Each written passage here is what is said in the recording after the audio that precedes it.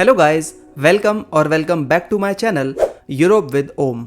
मैं हूं आपका फ्रेंड ओम शर्मा और आ गया हूं एक और नई वीडियो के साथ में, जिस वीडियो का टाइटल है आउसबिल्डिंग। दोस्तों, आउसबिल्डिंग क्या होता है, आउसबिल्डिंग में कितने इंटेक्स होते हैं, आउसबिल्डिंग में एप्लीकेशन के लिए क्या क्या रिक्वायरमेंट्स हैं, क्या हम आउसबिल्डिंग के साथ साथ पार्ट टाइम वर्क भी कर सकते हैं, आउसबिल्डिंग में नॉन यूरोपियन के लिए कौन से फील्ड हैं, किस किस फील्ड में हम एप्लीकेशन कर सकते हैं, आउसबिल्डिंग के साथ में क्या हम अपने फैमिली किसी मेंबर को लेके जा सकते हैं या क्या हम अपने स्पाउस को लेकर जा सकते हैं। इस तरीके के काफ़ी सारे क्वेश्चंस आज हम इस वीडियो में डिस्कस करने वाले हैं।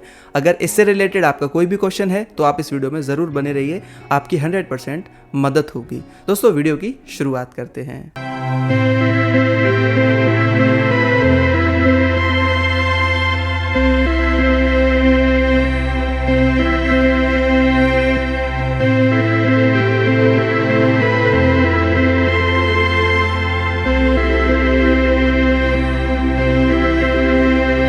तो दोस्तों, क्वेश्चन नंबर 1, आउसबिल्डिंग क्या होता है। दोस्तों, आउसबिल्डिंग जर्मन नेम है, इसे हम इंग्लिश में ट्रेनिंग बोलते हैं। आउसबिल्डिंग दो प्रकार का होता है, पहला शूलेशा आउसबिल्डिंग, दूसरा डुआला आउसबिल्डिंग। शूलेशा आउसबिल्डिंग में हम थ्योरिकल ज़्यादा पढ़ाई करते हैं और ट्रेनिंग कम करते हैं। डुआला आउसबिल्डिंग में हम ट्रेनिंग ज़्यादा करते हैं, शूलेशा पढ़ाई हमारी कम होती है।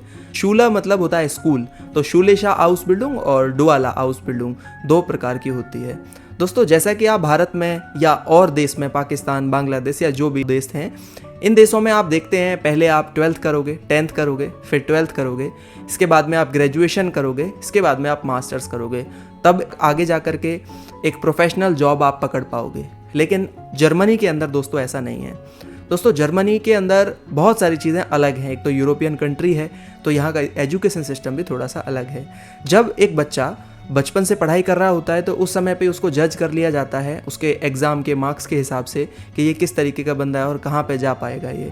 तो अगर वो पढ़ने में बहुत ज़्यादा होशियार नहीं होता है तो उनके लिए फिर आउसबिल्डिंग होता है। कॉलेजेस में उनको एडमिशन के चांसेस बहुत कम होते हैं, तो वो लोग फिर आउसबिल्डिंग कर लेते हैं।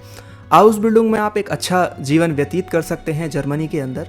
वहाँ के जो स्टूडेंट्स हैं वो भी ज़्यादातर पढ़ाई में ना पढ़ के आउसबिल्डिंग करना चाहते हैं, क्योंकि मेरे कुछ फ्रेंड्स हैं जो यहाँ जर्मनी में हैं और उनके साथ में बहुत कम ऐसे नेटिव्स हैं जो उनके साथ कॉलेज में स्टडी कर रहे हैं। ज़्यादातर अनदर यूरोपियन कंट्रीज़ के लोग हैं या इंडियंस हैं और या फिर नॉन यूरोपियंस हैं, है ना।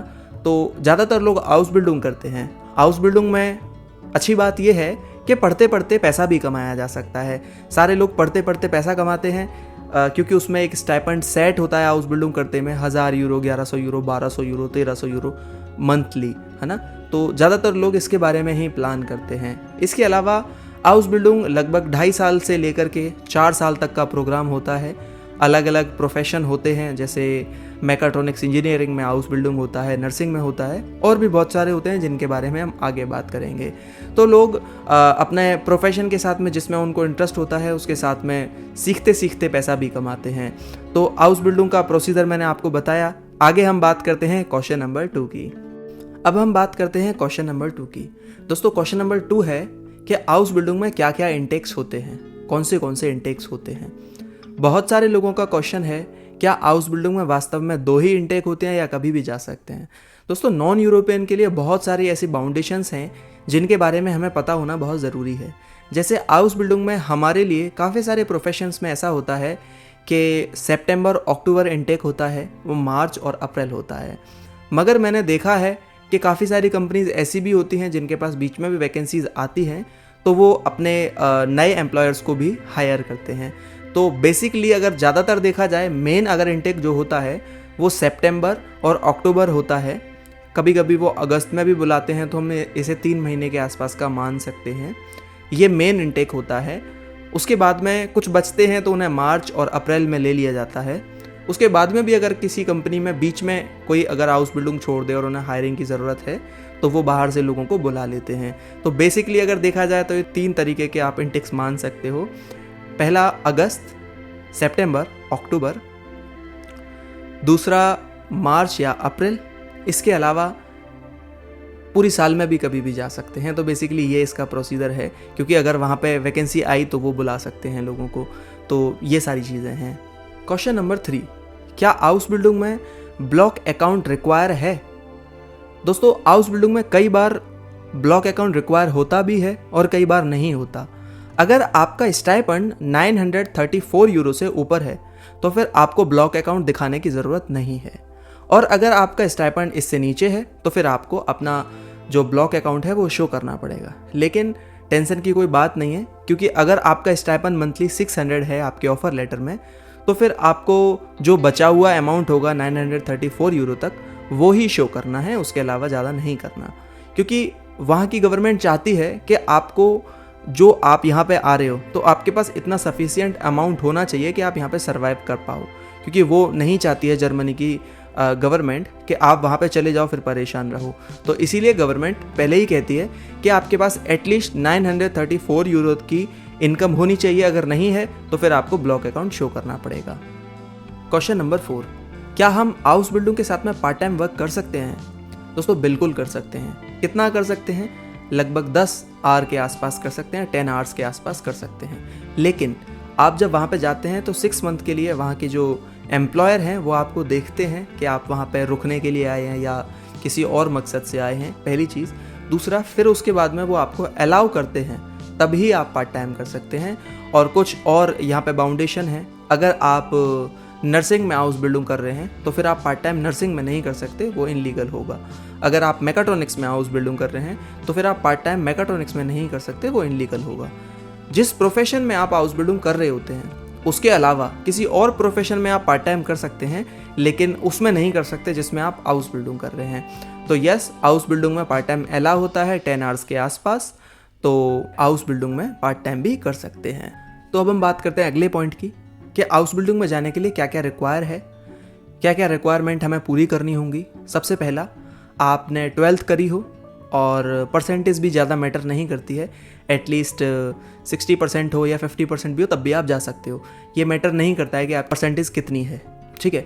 इसके अलावा क्या क्या और डॉक्यूमेंट चाहिए? 12th आपके पास होनी चाहिए, आपको जर्मन लैंग्वेज करनी होगी, अप्रॉक्सीमेटली B1 तो आपको चाहिए ही हाउस बिल्डिंग में जाने के लिए। इसके अलावा आपको अपने डॉक्यूमेंट ट्रांसलेट कराने होंगे जर्मन लैंग्वेज में, किसी भी अच्छी ट्रांसलेटिंग कंपनी से आप ट्रांसलेट करा सकते हो जो ऑथराइज्ड हो। और आपके पास वैलिड पासपोर्ट होना चाहिए, आपको अपना वैलिड पासपोर्ट शो करना होगा जिसके बेसिस पे आपका वीज़ा लगेगा। इसके अलावा आप वैक्सीन्ड होने चाहिए, और कुछ और डॉक्यूमेंट्स हैं जो कि मैं प्रॉपर डिस्क्रिप्शन में लिख दूंगा, आप वहाँ पे भी चेक कर सकते हो क्या क्या चीज़ें हैं। कुछ वेबसाइट हैं जैसे कि hausbildung.de, इसके अलावा अजूबी है एक, और लिंक्डइन। ये 3 वेबसाइट्स हैं जो मैं डिस्क्रिप्शन में डाल दूंगा, आप वहाँ पे भी चेक कर सकते हैं। तो अब हम बात कर लेते हैं सैलरी की, कि हाउस बिल्डिंग करते करते हमारी क्या सैलरी होती है और हम इंक्लूडेड पार्ट टाइम लगभग कितना कमा सकते हैं। मैं यहाँ पे ग्राउंड रियलिटी बताऊँगा। कुछ लोग मेरे ऐसे हैं, दोस्त हैं जो हाउस बिल्डिंग कर रहे हैं अभी करेंटली, और उनकी क्या सैलरी है वो भी मैं बताता हूँ। दोस्तों देखो, कुछ लोग तो ऐसे हैं जिनको लगभग 700 यूरो भी मिल रहे हैं, 800 यूरो भी मिल रहे हैं, और कुछ ऐसे भी हैं जो अच्छी लैंग्वेज रखते थे अपने साथ में, जिन्होंने अच्छे से पढ़ाई करी थी, तो उनके लगभग 1410 यूरो तक भी हैं पहली साल में ही, ठीक है। तो डिपेंड करता है कि आपने कितने अच्छे से स्ट्रगल किया है, कितनी अच्छी लैंग्वेज सीखी है। यहाँ पे लैंग्वेज का बहुत अच्छा रोल है, तो आपको लैंग्वेज B1 तक तो सीखनी है और अच्छे से सीखनी है।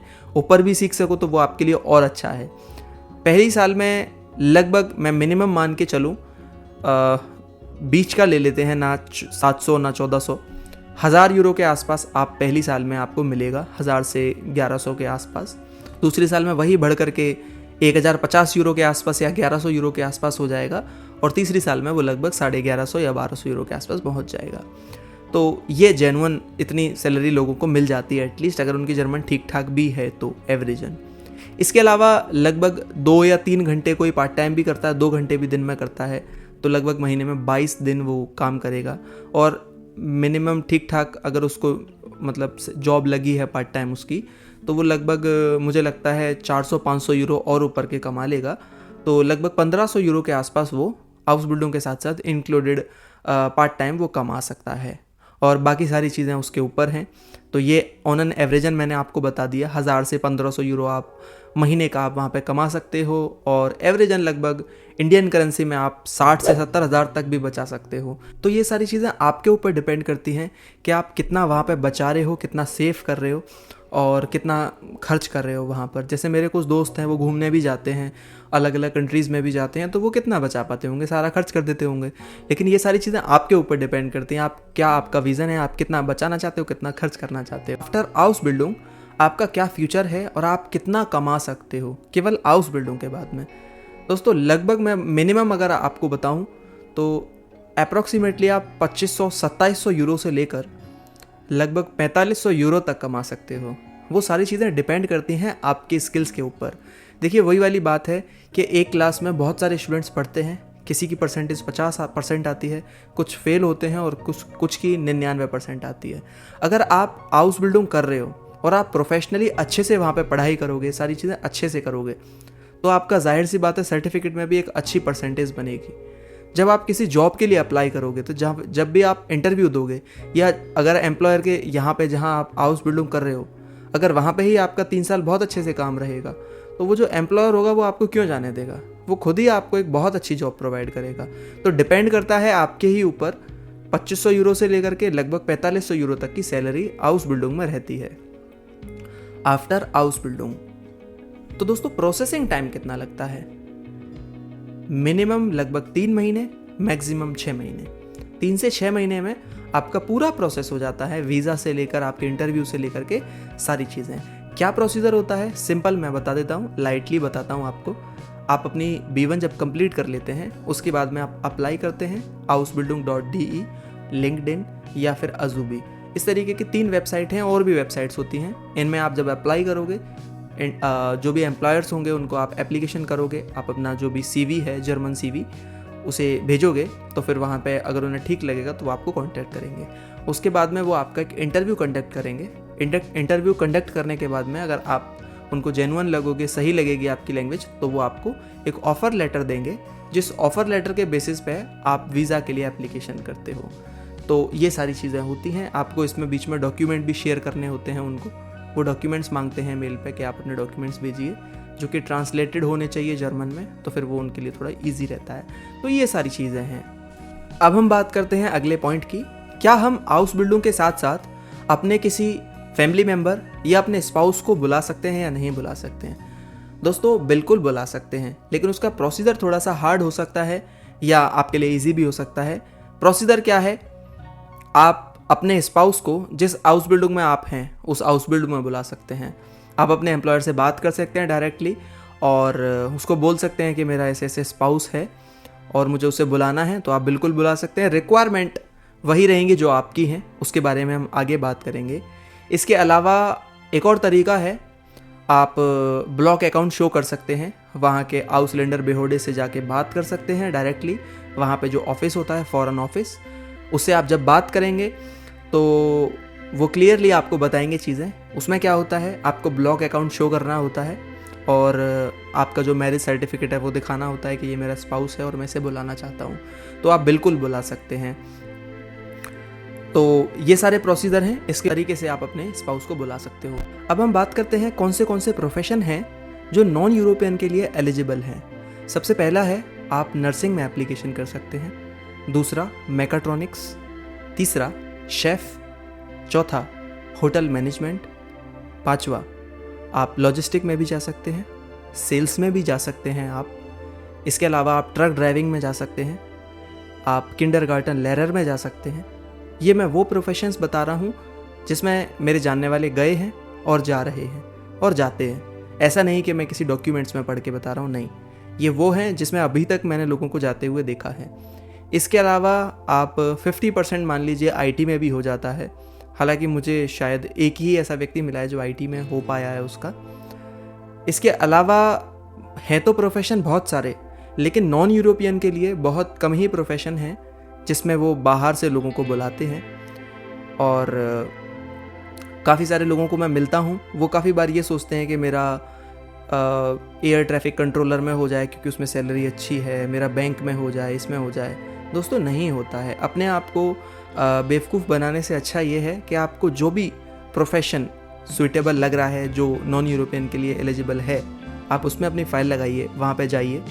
जा कर के अगर आप कोई भी वहाँ पे वैलिड रीज़न देते हो तो फिर आप वहाँ Ausländer Behörde यानी फॉरेन ऑफिस में जा कर के आप वहाँ एक्सप्लेन कर सकते हो कि why you want to change that Ausbildung, तो वहाँ पे जाके चेंज कर पाओगे।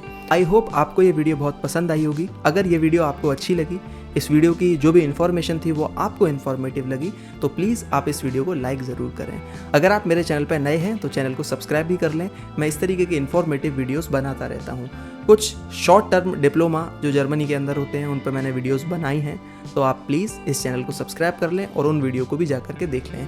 तब तक के लिए मैं इस वीडियो का यहीं पे एंड करता हूँ। मिलेंगे एक और नई वीडियो के साथ में। धन्यवाद एंड टेक केयर। जय श्री कृष्णा।